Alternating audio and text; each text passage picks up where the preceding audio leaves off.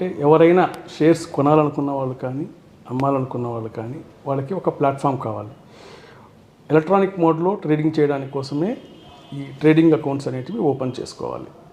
ఇవి మనకు ఎన్ఎస్సిలో, బిఎస్సిలో stock markets కోసం ఓపెన్ చేసుకోవచ్చు. కమోడిటీస్ కోసం ఎంసీఎక్స్లో అకౌంట్ ఓపెన్ చేసుకోవచ్చు. దీంట్లో మళ్ళీ డిఫరెంట్ సెగ్మెంట్స్ ఉంటాయి. క్యాష్ మార్కెట్ అని, F&O అని, కరెన్సీ డెరివేటివ్స్ అని, కమోడిటీ డెరివేటివ్స్ అని రకరకాల సెగ్మెంట్స్ ఉంటాయి. దీంట్లో ఎవరైతే ట్రేడ్ చేయాలనుకున్న క్లయింట్ ఉన్నారో వాళ్ళకి కావాల్సిన సెగ్మెంట్ని చూస్ చేసుకొని అవి మాత్రమే సెలెక్ట్ చేసి మన అప్లికేషన్లో సైన్ చేస్తే మనం ట్రేడింగ్ అకౌంట్ ఓపెన్ అవుతుంది. అదేవిధంగా డీమ్యాట్ అకౌంట్ అంటే ఏంటంటే మనం బ్యాంక్ అకౌంట్ ఎలా ఓపెన్ చేస్తామో బ్యాంక్లో క్యాష్ రిజర్వ్ చేసుకోవడం కోసం మనం బ్యాంక్ అకౌంట్ ఓపెన్ చేస్తాం. సో మన క్యాష్ మొత్తం బ్యాంక్లో డిపాజిట్ చేసినట్టు మనం కొన్న షేర్స్ని డిపాజిట్ చేసుకోవడం కోసం డీమ్యాట్